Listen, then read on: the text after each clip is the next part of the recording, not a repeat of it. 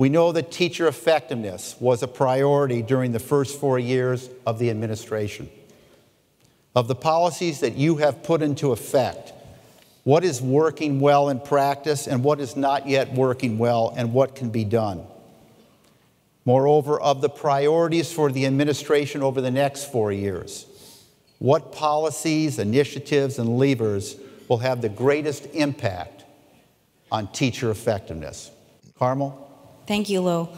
First, I just want to start by thanking you and Gary for bringing us all together at this conference, but more importantly, I want to thank you for all the amazing work that NIET does across the country in terms of helping to support teachers and school leaders and improving their practice. I also want to take a moment to thank all the teachers and leaders in the audience for all the work you do every day to help our children be more successful. I'm in awe of the work that you do.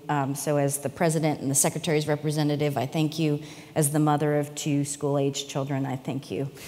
In terms of the last 4 years, I think from the administration's perspective, we are just incredibly thrilled with the amount of progress that we've seen with respect to changes around the teaching profession over the last 4 years.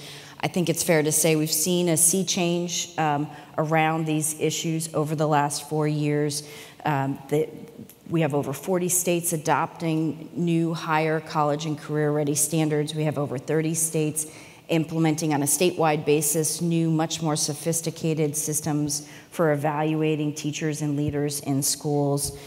We've eliminated laws that existed that prohibited schools from connecting their teachers to their student outcomes, which existed before we came into office. We see states across the country revamping their teacher preparation, their pipelines to the education profession. Just recently, the chief state school officers came together around a set of really terrific principles for improving teacher preparation and licensure at the state level. So we've been really impressed and pleased with the level of progress, particularly as it relates to changes at the state policymaking level. We've really happy about the work that's being done through our Race to the Top program.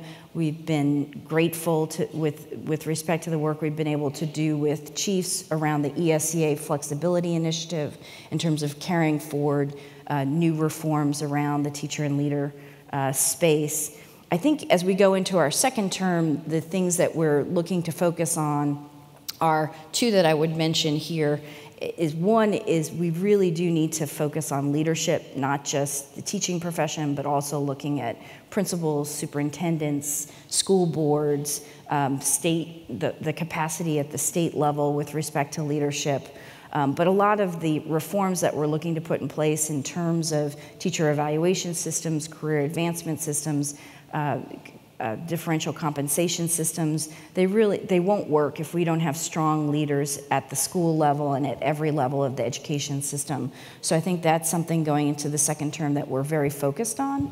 The second is that a lot of the work done during our first term was done in connection with establishing new ways of evaluating teachers, because we felt that that was a tool that was necessary for so many of the other important components of ensuring that the teaching profession is just that, a profession. So as we move into the second term, I think we're very focused on how those evaluation systems could be used to effectively improve practice. So yes, we have promoted the use of teacher evaluation systems to develop differential compensation systems, but we think the real power in those evaluation systems is around our ability to identify the needs of teachers with respect to how their students are doing, so we can have professional development targeted at teacher needs. We can also use those systems to identify teacher leaders who can help become instructional leaders in their schools. Many of the things that the TAP model has been doing for over a decade, and we're just not possible to do without effective evaluation systems in place.